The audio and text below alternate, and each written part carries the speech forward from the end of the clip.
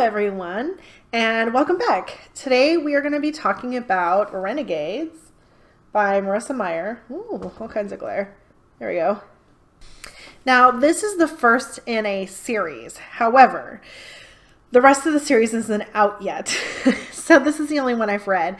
Arch Enemies is the second book, and that comes out in November of 2018. So when this video comes out, it might be out. I'm not sure. I'm not sure when I'll be releasing this video. So somewhere around then. But yeah, I haven't read it yet, obviously. This is a YA fantasy series, I guess is the best way to put it. So this is the story of two main characters who are from opposing sides of this. It was a war a few years back. One side won, and the other side is not happy about it. And it follows two characters, one from each side of this battle. So basically, the backstory is that there are, like in X-Men, people now have special powers that manifest in all kinds of different ways. They're called prodigies, and the mainstream world is terrified of them and is basically having them hunted for scientific research or put in jail because they're just afraid of them in general. And this prodigy rises up and basically decides that anarchy would be better than letting the world continue as it is and let the prodigies be experimented on and hunted and everything. So his name is Ace Anarchy. He takes down the government, and then they enter the age of anarchy.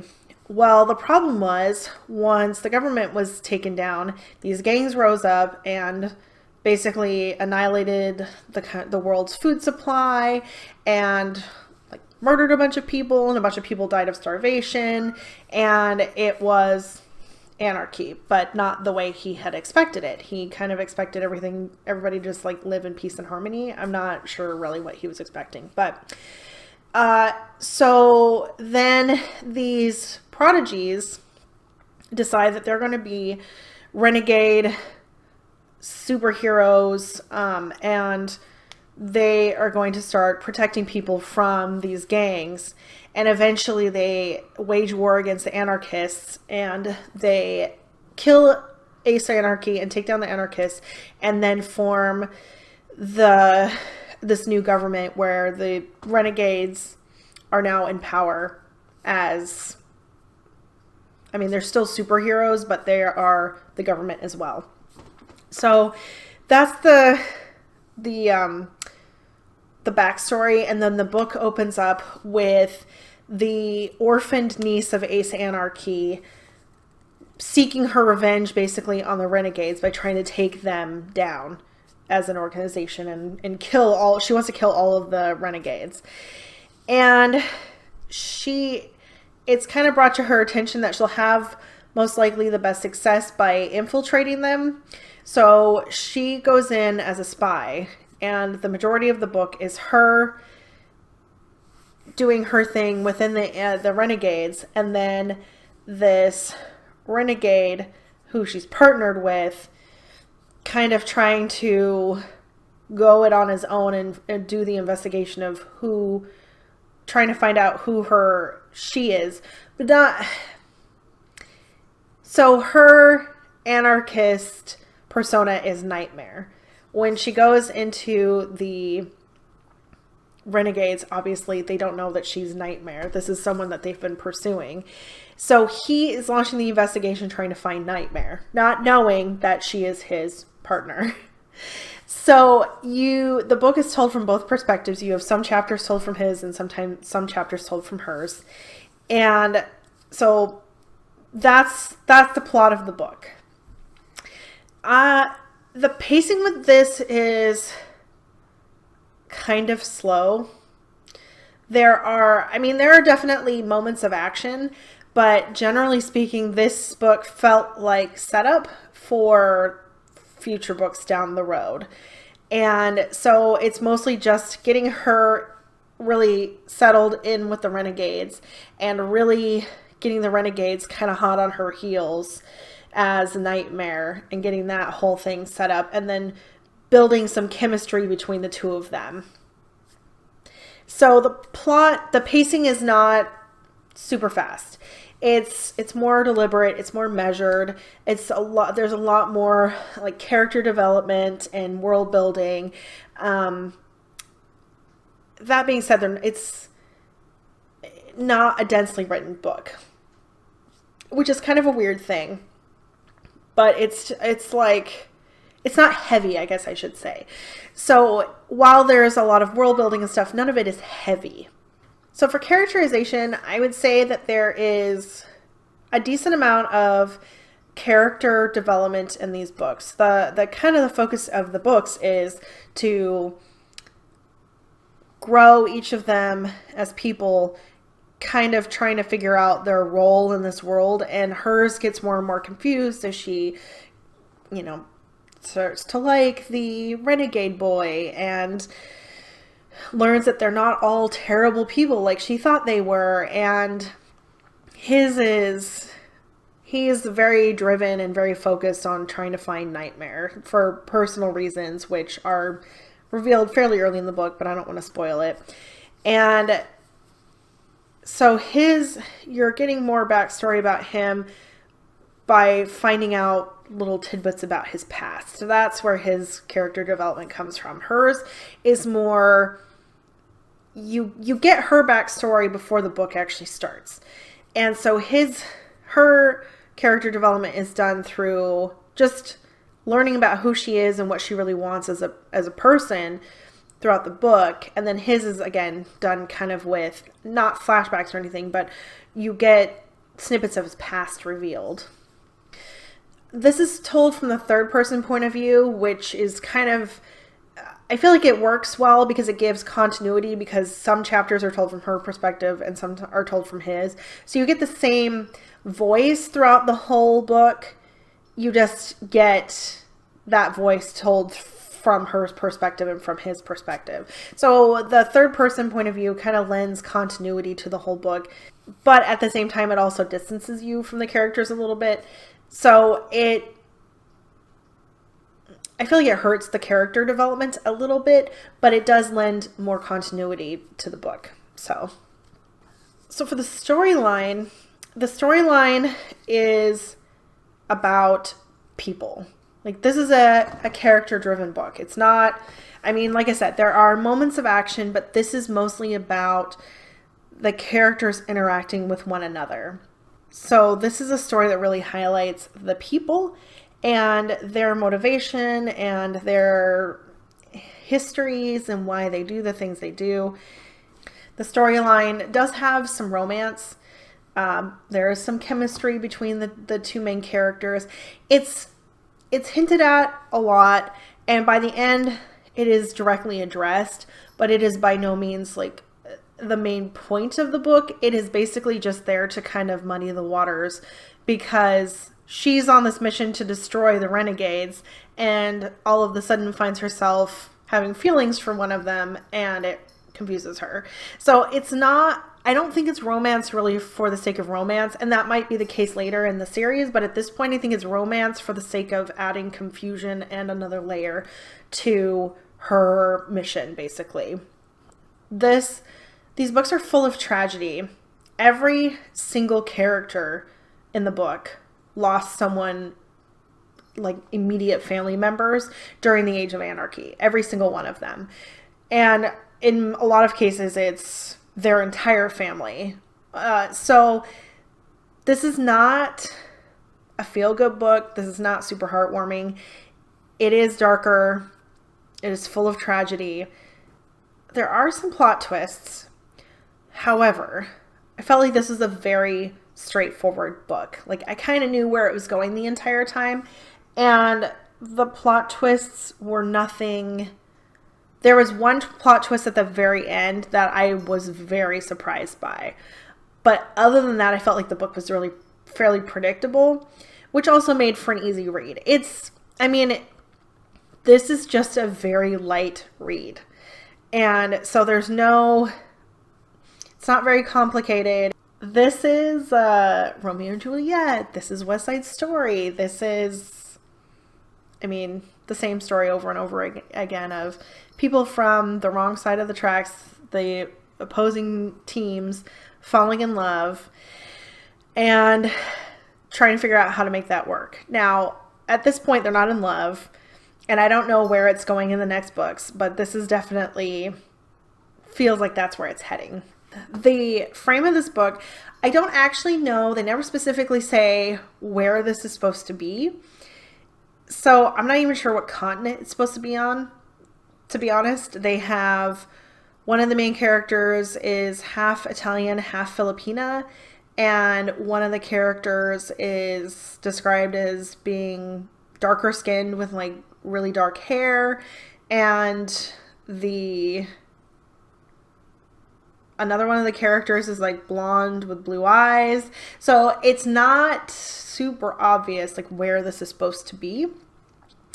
And it's not clear when it's supposed to be either. Like it's not obviously like far in the future or anything like that. So I would say that this is just a contemporary novel with an alternate now, basically. And so that's the frame, is this now with these, that's been kind of reduced to rubble by the Age of Anarchy and then built back up by prodigies who can like work metal and speak to technology and that sort of thing. And there's not a lot of time spent describing the world. There's time spent describing the mentality of the people now. They are relieved that the Age of Anarchy is over. They celebrate the death of Ace Anarchy. They revere the Renegades. And there is a fair amount of time spent describing the powers and the abilities of the people that are on the team of the two main characters. So you get kind of a feel for what the world is like through their eyes. You don't really get a lot of detail for what the actual world is like or where they are or anything like that. The tone of the book is darker, bleak, gritty, but not gritty. It's gritty because they don't try to sugarcoat the violence that happens. And there are a couple of scenes of, it's a young adult book, so it's not overly graphic, but mildly graphic violence. And they don't sugarcoat that. They don't, they don't gloss over it. There are details given. And the main character reacts to someone being killed right in front of her. And so that gritty in that way. There are definitely grittier books out there, but for a young adult book, I felt like this was grittier than they normally are. It's very political. There is, the entire book is about the political unrest between the anarchists and the renegades. If any of that sounds interesting, you should check out the Renegades. No, just Renegades. I want to put that in front of everything. If that doesn't sound like your type of book, then I would skip it. Can you tell I didn't enjoy this book and I'm really struggling to talk about it in a way that would make anyone want to read it? This is definitely a book that is very, very, very popular. So I don't want to dissuade anyone from reading this book because I didn't personally like it. But I am struggling to really describe it in a way that makes it sound exciting. Like I said, this is an extremely popular book amongst other booktubers. It's scored really well on Goodreads. And so this is just a breakdown to let you know like the mechanics of the book to see if it sounds interesting to you. Now, I will tell you, I did do the audiobook for this and I hated it. It's not the worst I've ever listened to, for sure. There have been way worse. there are two narrators. A female one for when the book is told from the female main character's perspective, and a male one from when the book is told through the male main character's perspective. The female narrator is overly dramatic. I mean, literally, at one point she was announcing the chapter number, and she's like, chapter 3. And I was like, why does chapter 3 have to be menacing? I don't get it. And it's not bad. She does a great job when she's actually narrating dialogue. So when people are speaking, I feel like she does a really, really good job. It's when there's chunks of description where she just gets, I don't know if she was like, oh, I have to make this interesting, so let's make it super dramatic. And there's a prologue before the book that goes into the history of the Age of Anarchy and everything. And so that, I don't know how many pages I went on because my cats are freaking out. I don't know how many pages that went on for because I was doing an audiobook, but that part, there's no dialogue in it. It's just like history. And that part was so unbelievably dramatic. And I was just like, I feel like she's almost making fun of what the author wrote. And so the first part of the book is worse. After that, there's a lot of dialogue, and she's fine when she's doing dialogue. So if you can get past the first part, it's actually not as big of a problem as I thought it was going to be. But when I started the book, I was like, this is the worst. And the male narrator, he does an okay job, except for he does horrible female voices. And he can actually do some that are okay, but the voice he does for the main female character is awful. I don't know why, because there are like some female secondary characters and their voices are okay. I don't know why he chose that one to be the most common voice in the book, but it's so bad. Every time he spoke in her voice, it just made me cringe. It sounds like when my husband is making fun of me and he does a voice and he's like, oh, you did this today? That's what it reminded me of. And I couldn't get over it through the whole book. It bothered me the entire time. So I don't recommend the audiobook version of this personally. If those sorts of things don't bother you, and like I said, the female narrator is really only a problem at the very beginning, and then it's okay. But his female voice like that is that way the whole book. But I understand that doesn't bother everybody. Other than that, they did a good job. So if those things aren't going to bother you, then the audiobook should be fine. If those things are going to bother you, do not do the audiobook because it is intense and obnoxious. So that is Renegades by Marissa Meyer. And it's the first in the Renegade series. And the next book will be out in November, and it's called Arch Enemies. So if you like this, give it a thumbs up. And if you don't want to miss any content, make sure to subscribe before you leave. And until next time, happy reading.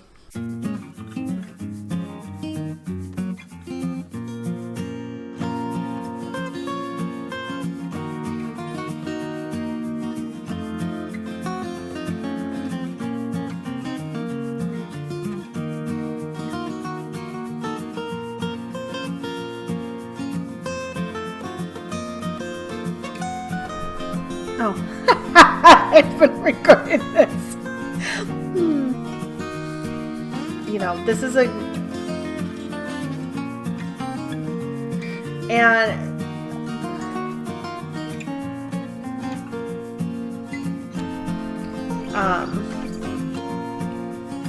buddy, I'm almost done.